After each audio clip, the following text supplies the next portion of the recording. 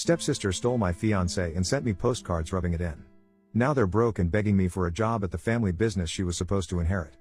I, 28F, was engaged to my boyfriend from college about 4 years ago. We had been together throughout college and then got engaged at the age of 23. We were engaged for a year, but a week before our wedding, he took off with my stepsister.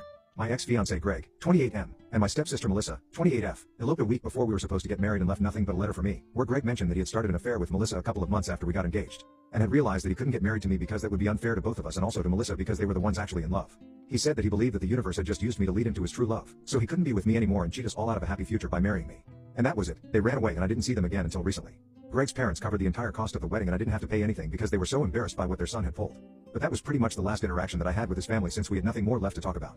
My family, however, was more than embarrassed. My parents were livid and my father had actually started considering hiring a private detective so he could track down where the two of them were and drag them back home for answers. Just to let you know, my father is actually my stepdad, but he has been my father ever since I was really little. And I have always addressed him as such because to me, he is my only father and I have never known my biological dad. My dad had left our family shortly after I was born and my mother never met him again as he had signed away his rights over me and they had never been married.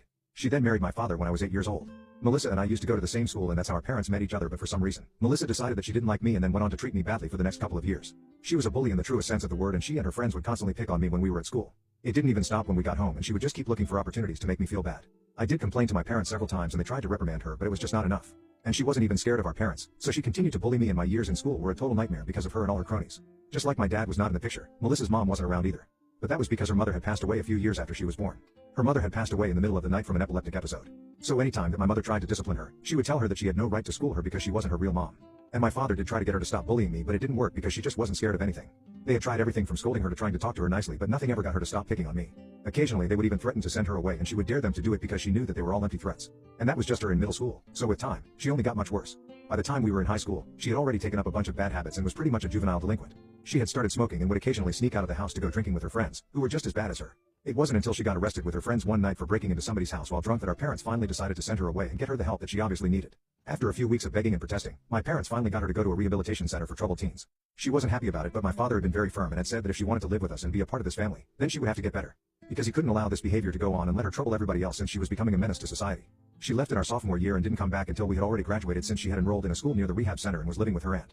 I didn't see her for those couple of years, mostly because I wasn't interested in how my biggest bully was doing. My parents would visit her every weekend and would ask me if I wanted to come along, but the answer to that was always no. Her friends started ignoring me and pretended like I didn't exist after she left, which improved my high school experience considerably since now I didn't have anyone bullying me constantly. Melissa had continued with her education in rehab and when came back, the first thing that she did was apologize to me for whatever she had put me through. She seemed a life calmer and I actually thought that she had changed for the better, so I forgave her. We were about to go off to college in a few months anyway, so it didn't matter. Once we started college, I moved out and so did she. We would only come back for the holidays and she was much nicer to me after that. And by nicer, I don't mean that she would actually behave nicely with me. I mean that she would just ignore